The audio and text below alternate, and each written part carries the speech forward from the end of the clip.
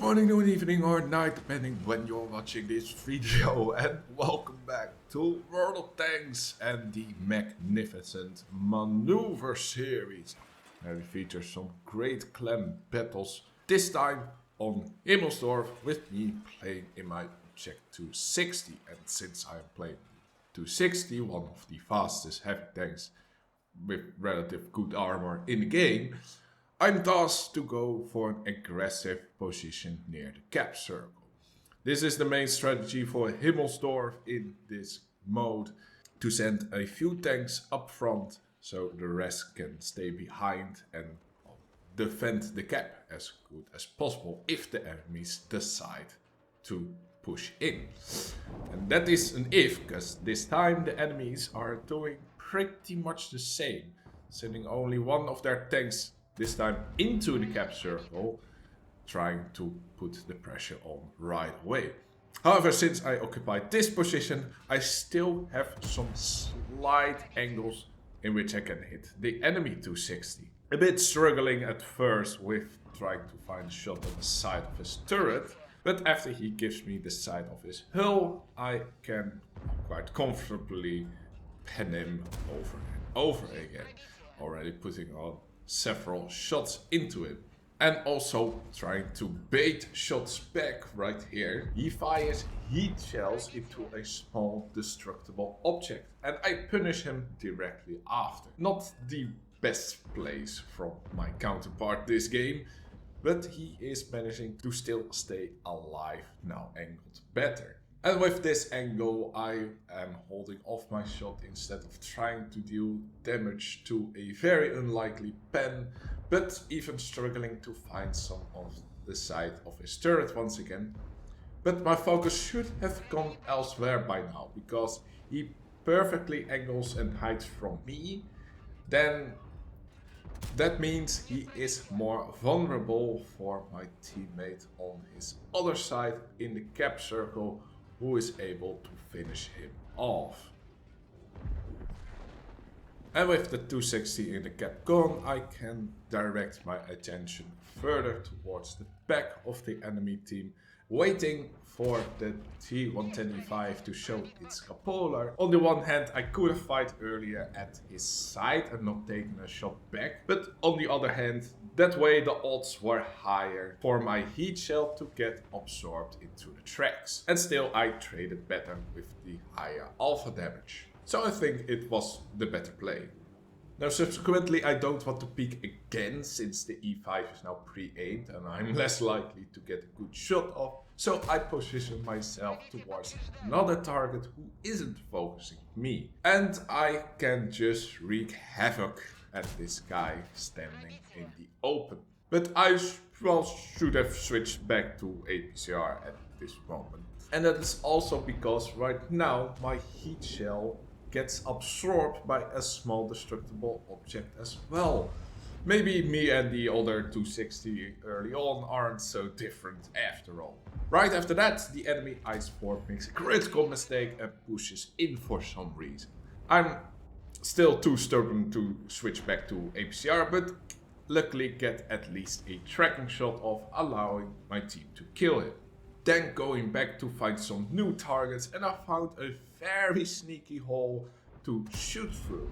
Unfortunately, the shot gets absorbed somehow, and I'm also getting punished for it by the Super Conqueror, who was brave enough to peek once again. However, soon after that I notice his attention is elsewhere again, and I try the glory hole tactic once more. Now with more success. Also catching out the enemy 277, who is also repositioning in the open. Now the Super Conqueror keeps surprising me, which is quite weird since he's so seemingly in the open right there. But if we look at the minimap, none of my team is in direct line of sight between those particular tracks with trains. So it isn't really surprising that he isn't getting spotted, but something as detailed as that I just didn't click at the moment. In the meantime, I keep on trading, but with the higher alpha damage, although sometimes just having the difference of 1 HP, I get the better trade-off again. And by this point, or at least since the IS-4 committed a Sudoku push in, a suicide push in, we are at an HP advantage. So trading like this is far more profitable in this format at this moment. And after some more back and forth, I eventually was able to kill the Super Conqueror.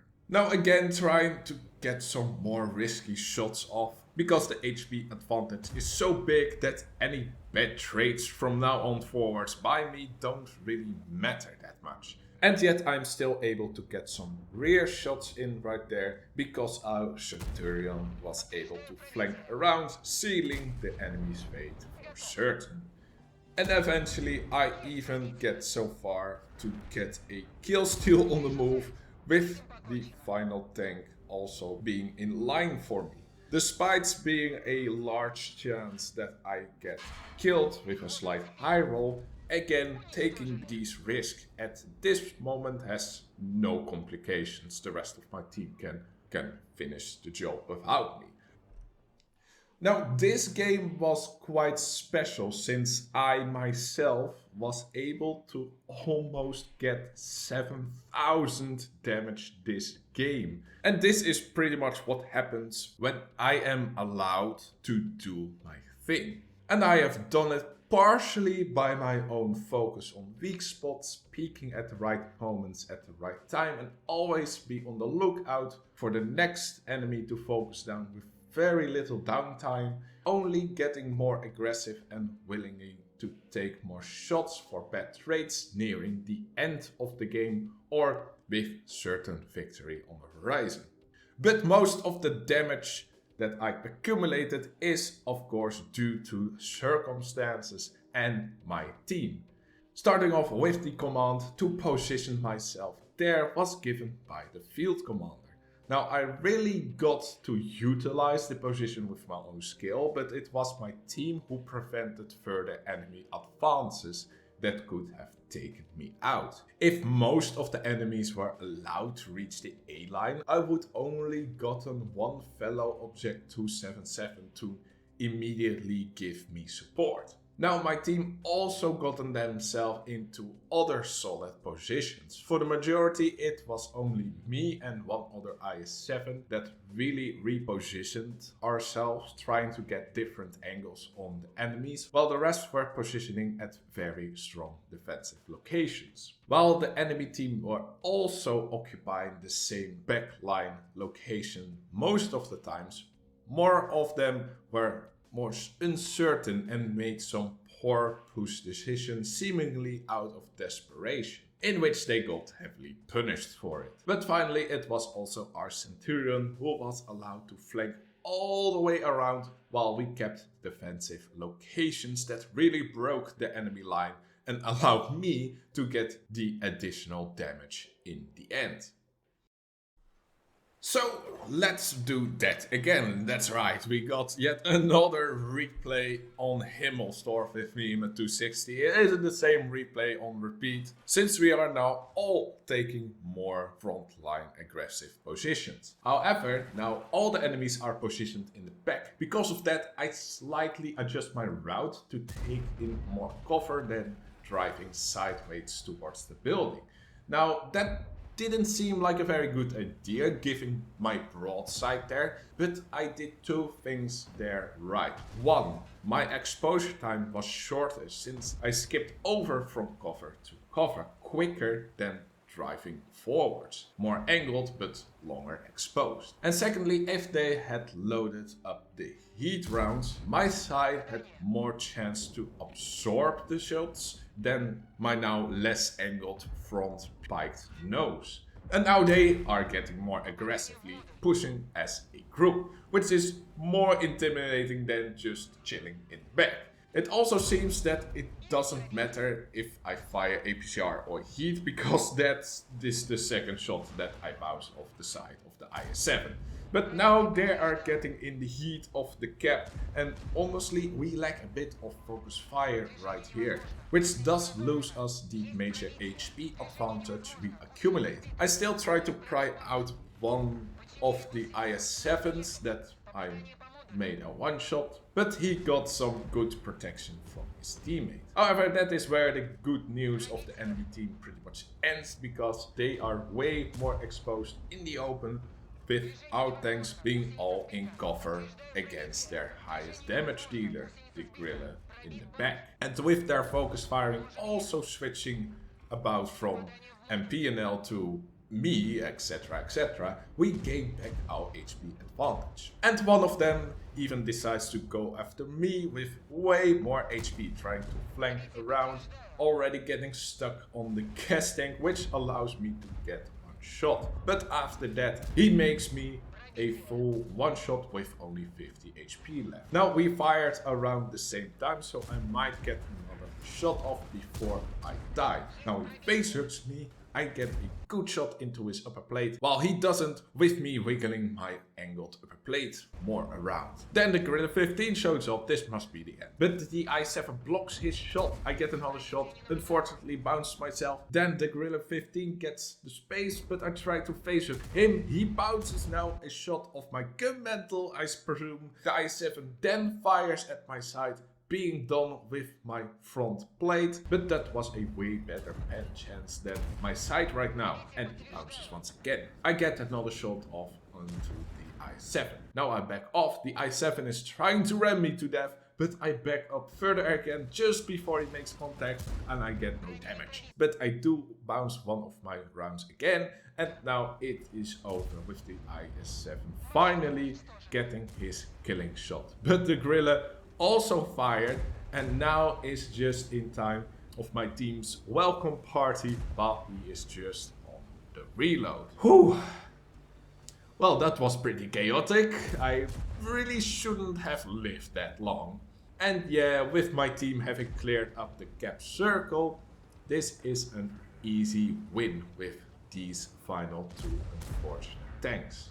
So what that Havoc created was the easy opportunity for my team to clear out the gap, since I was able to occupy two almost full HP tanks for 40 seconds, while it should have taken them 5 seconds. I was in one shot after all.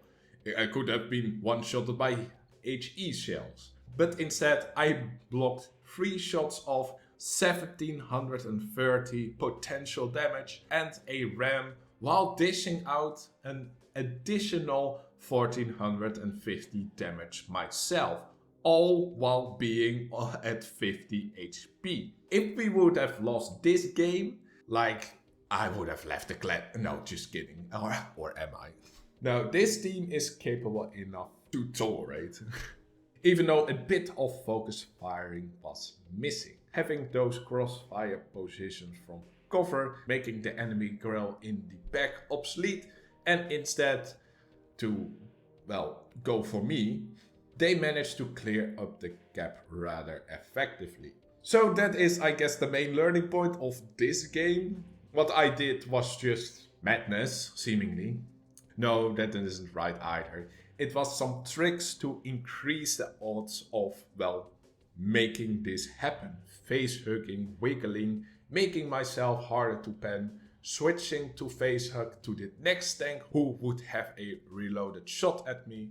The one bounce of the side really was the I7's fault, who should have now gone from the less angled pike nose. But after that, finally absorbing a potential ram to death by creating the momentum in the same direction, forcing not only the I7 to put another shot into me, but after that being on reload, it was also quite lucky that subsequential the Gorilla 15 also fired at, well, my just dead corpse. So take all those points into account for your future brawls or one versus multiple tanks. And with that, that's the end of this video. Hope you enjoyed it, hope you learned from it, and I will see you next time. Laters.